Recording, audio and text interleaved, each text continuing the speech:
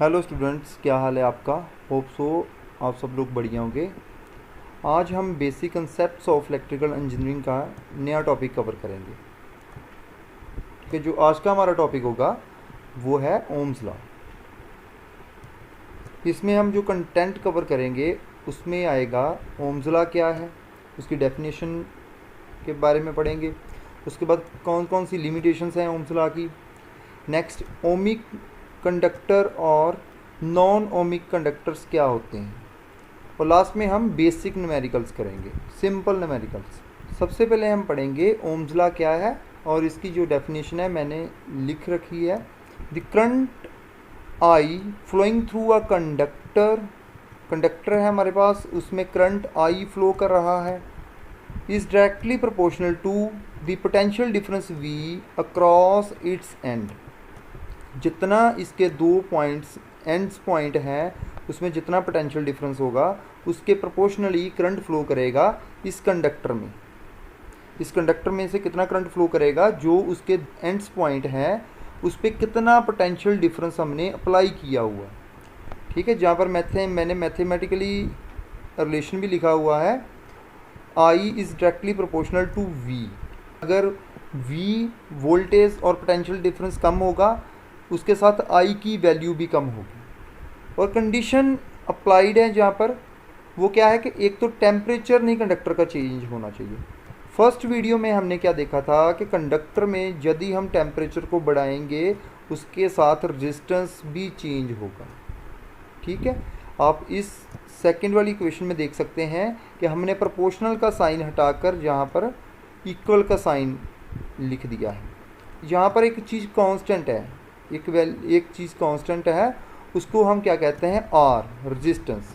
और इसके लिए इसीलिए हमने कंडीशन जो अप्लाई की है, पहली कंडीशन क्या है हमारी, पहली कंडीशन में हमने कहा है कि अगर टेम्परेचर बढ़ेगा कंडक्टर का उसके साथ रेजिस्टेंस भी बढ़ेगी। इसलिए अगर हम मतलब प्रोपोर्शनली इसको रखना चाहते हैं तो फिज़िकल कंडीशंस और टेम्परेचर चेंज नहीं होना चाहिए। इसका मतलब यही है कि करंट तभी वोल्टेज के प्रोपोर्शनल बढ़ेगा जब हम जो इसकी टेम्परेचर और फिज़िकल कंडीशन को चेंज नहीं करते, चेंज नहीं होने देते। टेम्परेचर का मतलब आपको समझ लग गया। अब नेक्स्ट देखिए फिज़िकल कंडीशंस का क्या मतलब होता है। फिज़िकल कंडीशन का मतलब होता है कि जो आर है वो किस पे डिपेंड करता है, R is directly proportional to L. अगर हमारे पास एक कंडक्टर है उसकी हमने लेंथ को बढ़ा दिया, लेंथ बढ़ेगी तो क्या होगा, उसका रेजिस्टेंस भी बढ़ेगा और इसकी वैल्यू जो चेंज हो जाएगी। रेजिस्टेंस जो होता है वो इन्वर्सली प्रोपोर्शनल किसके होता है, ए के, एरिया ऑफ क्रॉस सेक्शन के। इसमें भी आप देख सकते हैं कि अगर हम एरिया ऑफ क्रॉस सेक्शन को ज़्यादा कर देंगे तो रेजिस्टेंस कम हो जाएगा, वैल्यू फिर भी हमें प्रोपोर्शनली नहीं मिलेगी। अगर हम आर को कांस्टेंट रखते हैं तभी जो वोल्टेज है वो करंट के प्रोपोर्शनल होगी। होप सो आपको समझ लग गई होगी इसकी। मैंने जहाँ पर डायग्राम भी ड्रा किया है उसमें भी आप देख सकते हैं कि अगर हम एक्सपेरिमेंटल ओम्स लॉ को देखेंगे, एक्सपेरिमेंट करेंगे ओम्स लॉ पे, उसके लिए हमें एक चाहिए एमीटर, वोल्ट मीटर और सोर्स। सोर्स के कौन सा होगा, डीसी सोर्स होगा, बैटरी होगी, और लोड। जब हम जहाँ पर वेरिएबल सोर्स है हमारे पास, जब हम वोल्टेज बढ़ा रहे हैं उसके साथ क्या हो रहा है कि वोल्टेज की वैल्यू भी बढ़ रही है और साथ साथ करंट की वैल्यू भी बढ़ेगी।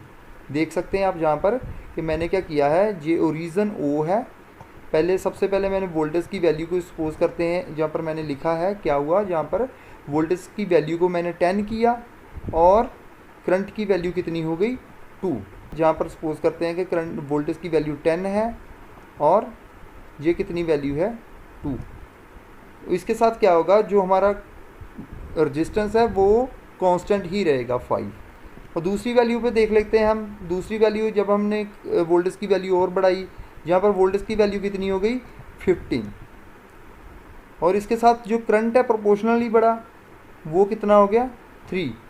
और आप देख सकते हैं जहाँ पर कि 15 डिवाइडेड बाय करंट की वैल्यू 3 हो गई थी और वोल्टेज की वैल्यू कितनी थी, 15 थी। तो रेजिस्टेंस की वैल्यू कितनी रही है हमारे पास, 5।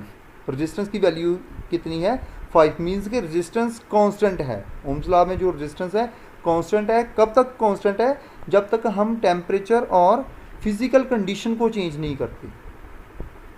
यदि ये कंडीशंस नहीं चेंज होती तो जो हमारी रेजिस्टेंस है वो सेम रहेगी।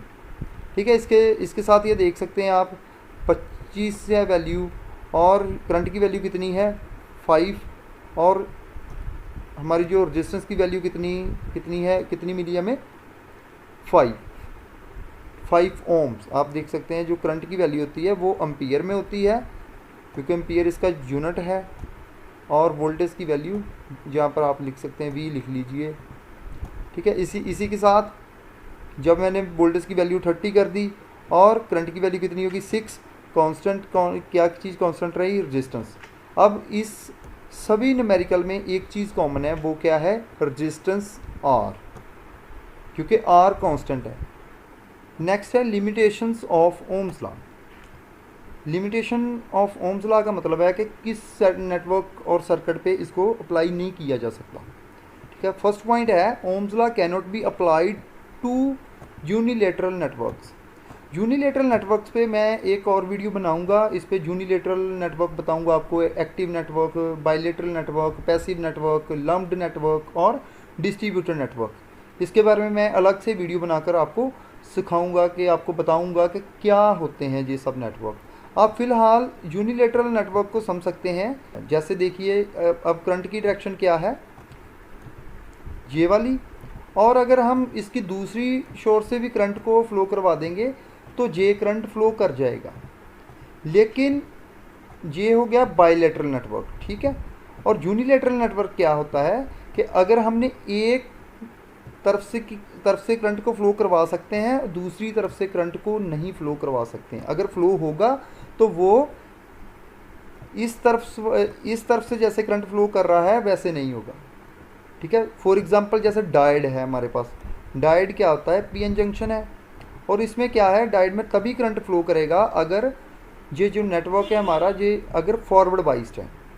ठीक है, तभी फ्लो करेगा अगर ये फॉरवर्ड बाइस्ड है। फॉरवर्ड बाइस्ड का मतलब होता है कि जो इसके जे वाली साइड है, ठीक है, इसकी तरफ से हमने पॉजिटिव टर्मिनल से कनेक्ट किया है और दूसरी साइड को नेगेटिव टर्मिनल से कनेक्ट किया है, तो ये फॉरवर्ड बाइस्ड है, उसमें तो करंट ईजिली फ्लो कर जाएगा।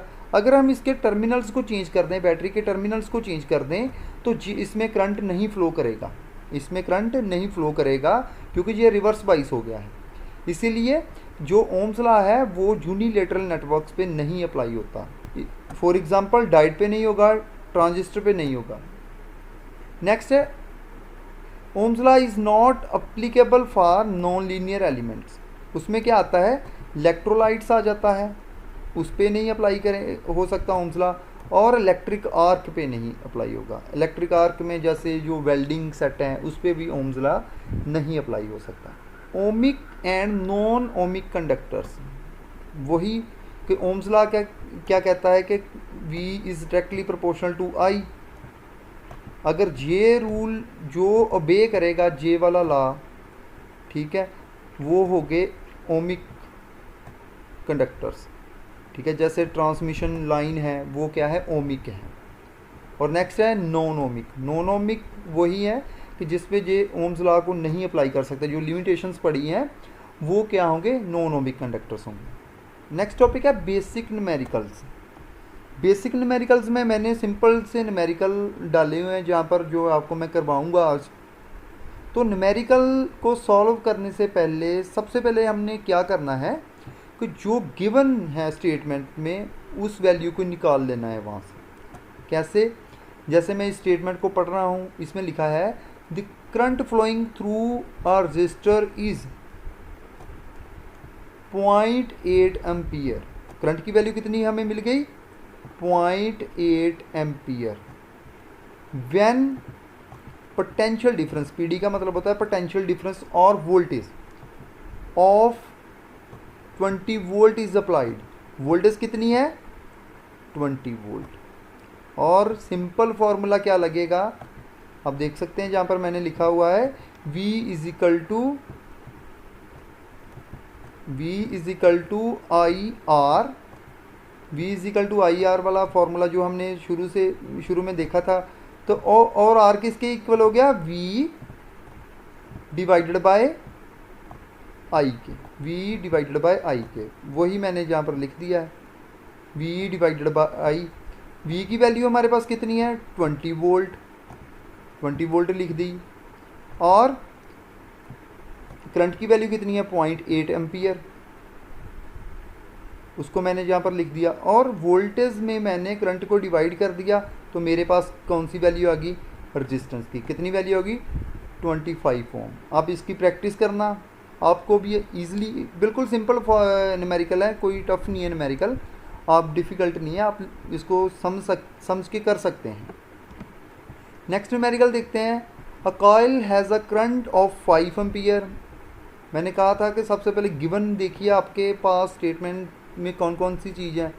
तो करंट की वैल्यू कितनी है 5 एम्पियर, जहाँ 50 मैंने लिख दिया, करंट की वैल्यू कितनी है 5 ampere. Flowing through it when, coil में जो करंट की वैल्यू कितनी फ्लो कर रही है 5 एम्पियर, मैंने लिख दिया 5 ampere. When the applied voltage is 120 volt, और वोल्टेज की वैल्यू कितनी है 120 वोल्ट, और मैंने जो आर की वैल्यू मेरे पास आई वो कितनी आ गई V divided by I। V की वैल्यू कितनी है 120 वोल्ट, एंड करंट की वैल्यू कितनी है 5 एम्पियर, और हमारे पास क्या आ जाएगा, जो हमारे पास सॉल्व करके आ गया 24 ओम। ओम किसकी वैल्यू, किसका यूनिट है रेजिस्टेंस का, हमारे पास रेजिस्टेंस कितनी आ गई 24 ओम। होप सो इस वीडियो में आपको काफ़ी कुछ सीखने को मिला होगा, तो आप इसके नोट्स ज़रूर बना लेना, और जो एग्ज़ाम के टाइम आपको हेल्प करेंगे।